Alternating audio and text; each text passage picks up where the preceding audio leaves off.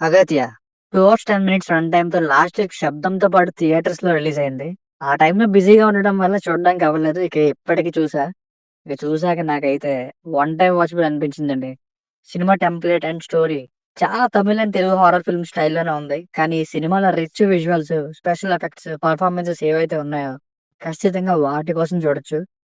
మెయిన్‌గా 'both the హార్స్‌లో' Arjun గారితో జరిగే ఫ్లాష్ బ్యాక్ సీన్స్ ఏవైతే ఉన్నాయో ది బెస్ట్ అనేలా ఎగ్జిక్యూట్ చేశారు. ఆ గ్రాండియర్ అది. సేమ్ 1940స్‌లో పాండిచ్చేరి ఇలానే ఉంటుందేమో అన్నట్టు.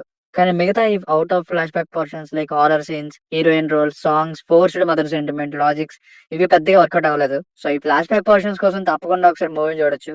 గ్రాండ్ స్కేల్‌లో ఉంది మూవీ. క్లైమాక్స్ ఫైట్ కూడా కంప్లీట్‌గా యానిమేషన్‌లో ట్రై చేశారు. భలే డిజైన్ చేశారు. ఇక ఫ్యామిలీతో చూడొచ్చంటే యెస్ చూడొచ్చు. అడల్ట్ కంటెంట్ ఏం లేదు. బేసిక్ స్టోరీ లైన్ ఏంటంటే హీరో 'జీవా' గారు మరియు 'రాజశేఖర్ ఖన్నా' గారు ఇంకా కొందరు కలిపి సినిమా తీద్దాం అనే టైంలో ప్రొడ్యూసర్ హ్యాండ్ ఇచ్చేసరికి వాళ్ళు తీసుకున్న ప్లేస్‌ని కాస్త గోస్ట్ హౌస్ లాగా రెంట్‌కి మార్చి బిజినెస్ చేస్తుంటారు. అప్పుడు అక్కడికొచ్చిన కస్టమర్స్‌లో ఒకళ్ళు మిస్ అవుతారు లోపల. అసలు ఏం జరిగింది? ఎందుకని మిస్ అయ్యారు? అసలు ఆ భవనం ఎప్పటిది?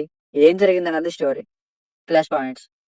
హీరో 'జీవా' అండ్ అర్జున్ గారి పెర్ఫార్మన్సెస్. అర్జున్ గారికి 'లియో' సినిమాలోను, మొన్నొచ్చిన 'పట్టుదల'లోను ఆయన రేంజ్ రోల్స్ పడలేదని చెప్పా. కానీ ఈ సినిమాలో అర్జున్ గారికి ఫుల్ లెంగ్త్ రోల్‌లో మరొక హీరోగా అదరగొట్టారు. ఇంకా 'ఎడ్విన్ డూప్లెక్స్' రోల్‌లో చేసిన ఫ్రెంచ్ యాక్టర్ కూడా చేశారు. భారతీయ సిద్ధ వైద్యం, ఇంకా బోన్ క్యాన్సర్‌కి దాన్ని యూజ్ చేసి మెడిసిన్ కనుక్కోవడం లాంటి పాయింట్స్ బాగున్నాయి. ఇంకా ముందు చెప్పినట్టుగానే సినిమా చాలా పెద్ద గ్రాండ్ స్కేల్‌లోనే ఉంటుంది. రిచ్ విజువల్స్, స్పెషల్ ఎఫెక్ట్స్‌తో. తెలుగు సాంగ్స్ పెద్దగా ఏం అనిపించలేదు. కానీ బ్యాక్‌గ్రౌండ్ మ్యూజిక్ బానే ఉంది. Minus points. Familiar template. ఒక దెయ్యం, ఆ దెయ్యానికి ఏదో వెన్నుపోటు జరిగి ఒక ఫ్లాష్ బ్యాక్. దాన్ని ప్రెజెంట్‌లో హీరో సాటిస్ఫై చేయడం. ఈ సినిమాలో కూడా అదే స్టోరీ. అలాగే హారర్ ఎలిమెంట్స్ కోసం డెడికేటెడ్ సీన్స్ వేసినప్పటికీ ఏం భయం అనిపించలేదు నాకైతే. మదర్ సెంటిమెంట్ కూడా ట్రై చేశారు. కానీ ఫోర్స్‌డ్ గానే అనిపించింది. 'రాశిఖన్నా' గారు అసలు అక్కరనే లేదు.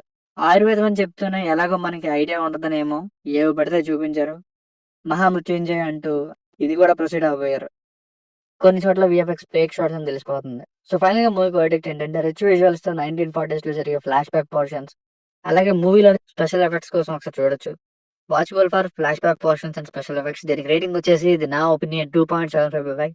మీకేమైనా వర్క్ నచ్చినట్లయితే మరిన్ని రివ్యూస్ కోసం మన ఛానెల్‌ని సబ్స్క్రైబ్ చేసుకోండి. Thank you.